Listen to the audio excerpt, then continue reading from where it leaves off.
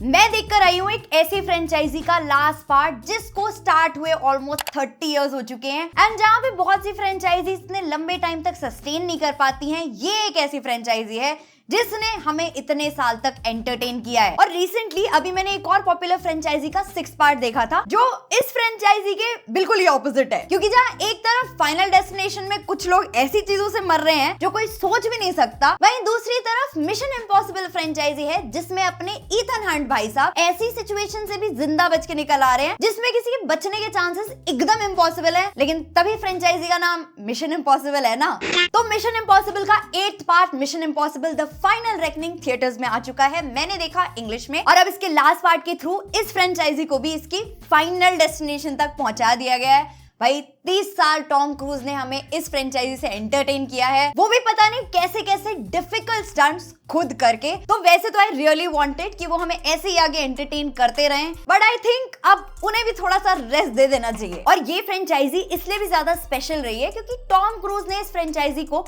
उस लेवल तक पहुंचाया है जहां पे उन्होंने ऐसे स्टंट्स किए हैं जो हम माउंटेन ड्यू पीने के बाद भी सोच नहीं सकते। तो बहुत से लोगों के लिए मिशन इम्पॉसिबल की मूवीज को देखने का सोल रीजन ही टॉम क्रूज है एंड आई थिंक इस लास्ट पार्ट से उनके इस कैरेक्टर को जस्टिस भी मिला है, क्योंकि इस लास्ट पार्ट में आपको हमेशा की तरह उतना एक्शन देखने के लिए नहीं मिलता जितना आप इस फ्रेंचाइजी की लास्ट मूवी से एक्सपेक्ट करोगे। इंस्टेड इस बार पिक्चर का फोकस है to pay a proper send off to Ethan Hunt's character, इसीलिए आपको पिछले पार्ट से कनेक्शन, सीन्स और कैरेक्टर्स का रेफरेंस भी इसमें मिलता है। तो बिना किसी स्पॉइलर के कहानी स्टार्ट होती है जहाँ पे लास्ट पार्ट खत्म हुआ था उसके 2 महीने बाद से, जहाँ पर ईथन हंट को इस बार दुनिया को एक डिजिटल खतरे से बचाना है जो एक पैरासिटिक एआई है, नाम है एंटिटी, एंड उसको कंट्रोल करने के लिए ईथन के पास एक टूल तो है जो वो क्रॉस वाली केनी थी लास्ट पार्ट में जो हासिल की थी, उसके साथ साथ एक दूसरी चीज और चाहिए एंड ऑफ कोर्स उसको हासिल करना is again impossible, but Ethan भैया है तो कर ही लेंगे। बस कैसे करेंगे वही देखने के लिए आप अपनी लाइफ के 3.25 घंटे देने के लिए तैयार हो जाते हो और पिक्चर के फर्स्ट पार्ट में आपको सब समझाया जाता है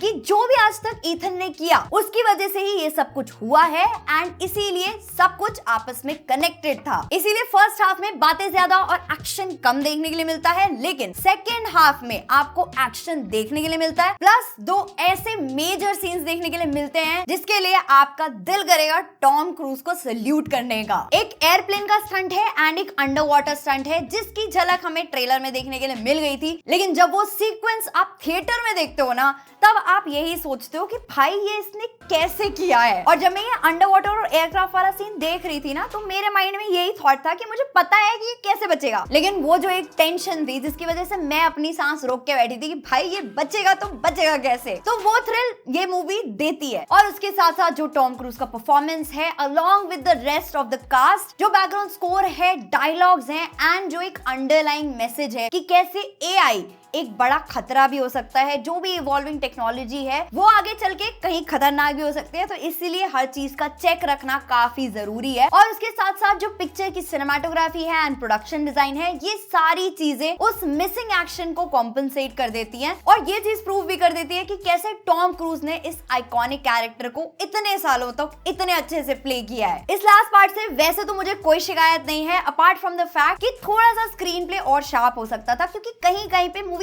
थोड़ी सी स्ट्रेच फील होती है और वहां पे भी अगर थोड़ी सी शार्प एडिटिंग होती तो इसकी लेंथ थोड़ी सी और कम हो जाती और ये और ज्यादा ग्रिपिंग बन सकती थी। और एक और चीज, अगर आपने इसके लास्ट पार्ट्स देखे हुए हैं तो आपको इतना पता होगा कि ईथन हंट का जो कैरेक्टर है वो डिस्गाइजेस में माहिर है, तो यहाँ पे सैडली कोई ऐसा वो डिस्गाइज वाला पार्ट नहीं देखने के लिए मिलता, तो वो भी इंक्लूडेड होता तो और ज्यादा अच्छा होता। बाकी अगर आपने इसके पुराने पार्ट्स नहीं भी देख रखे तो भी एज सच कोई दिक्कत नहीं है, क्योंकि 7th और 8th की स्टोरी बहुत ज्यादा ही कनेक्टेड है एंड अगर आपने 7th पार्ट भी देखा होगा तो 8th उतने अच्छे से समझ में नहीं आ पाएगा। और एक और चीज जो मुझे फील हुई और मुझे पता भी चली कि इंग्लिश में ही इतने भारी भरकम वर्ड्स थे जिनके मीनिंग ढूंढने के लिए मुझे गूगल करना पड़ रहा था, तो इसकी हिंदी डबिंग में कैसे वर्ड्स होंगे, अगर आपने हिंदी डबिंग में देखी है कैसी थी हिंदी डबिंग, वो आप मुझे कमेंट करके बता सकते हो। और हाँ, एक चीज और, आज तक इस फ्रेंचाइजी के जितने भी पार्ट्स आए हैं उसमें से कौन सा बेस्ट है, आई थिंक उस पे सबके अपने अपने ओपिनियंस होंगे, इसलिए मेरे लिए भी टेक्निकली ये वाला part best of the franchise तो नहीं था,